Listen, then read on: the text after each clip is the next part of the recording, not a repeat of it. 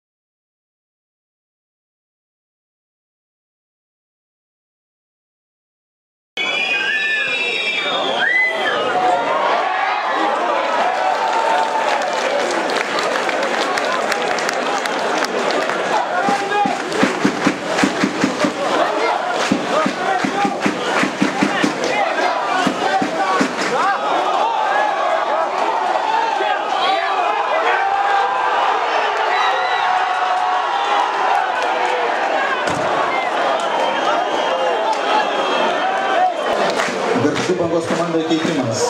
Vietoj 15 numeris Gyčio Gailiaus aikštelėje 10 numeris Vėdas Turas.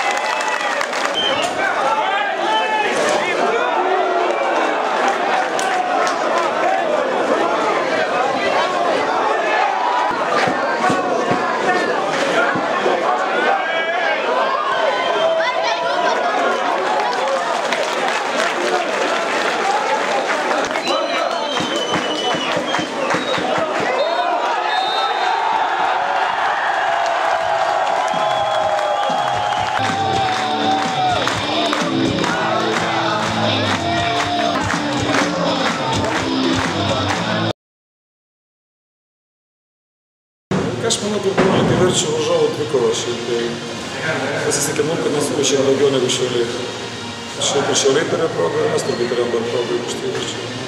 Ne vienerius metus žaidėte Šiauliuose, ar liko sentimentų ir koks jausmas žaisti, vadovauti tai komandai, kai žaidži prieš savo buvusius?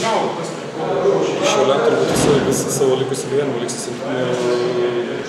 liko sentimentai, tai vis man visada malonu atvažiuoti Šiaulius ir prisiminti senas vietas, kur kas gyvenęs, kad pats tiek metų praleidęs ten. Manau, kad niekada tas neišsitrins iš mano galvos. Ar kas nors dabartinėje komandoje yra, kas buvo Lunskis gal? Yra Lunskis, Kančelskis ir treneris. Ar bendraudavot, palaikydavot iš visą dabar? Labai geras draugas dabar su tomu Kančelskiu ir labai palaikom gerus ryšius. Aš visą laiką prieš rungtynes sakiau, kad Barklėčiai yra labai sunku žaisti. Tai yra emocinga komanda ir jeigu pasiseka jiems įmušti įvartį pirmiems, tai net neblogai sužaidė varžybas čia. Gerai tiksliau sužaidė. Nu, aišku, iš kitos pusės žaidžiam taip, kaip varžovai leidžia žaisti šiandien galbūt. Vėl akcentavom drausmingą žaidimą, bet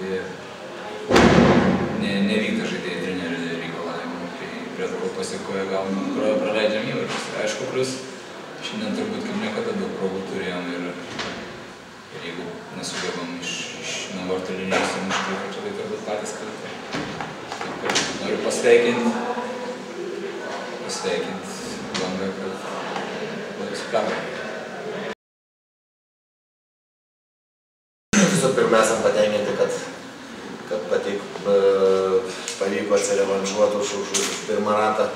O viso antro sakau, kaip ir treneris pasakė, buvo emocingos rungtynės iš pat pradžių, tačiau prasidėjus Lietuvai ta kova buvo dar tokia įtampesnė, tų visokių gal ir truputėlį tokių nešvarių dvikovų buvo, bet iš principo, sakyčiau, šiandien aikštėje buvo dvi komandos, mes irgi kaip ir iš Šiaulių pusės žinojom, ką Šiauliai gali, kaip gynime stovi, sakau, mums pasisekė tolimais smūgiais.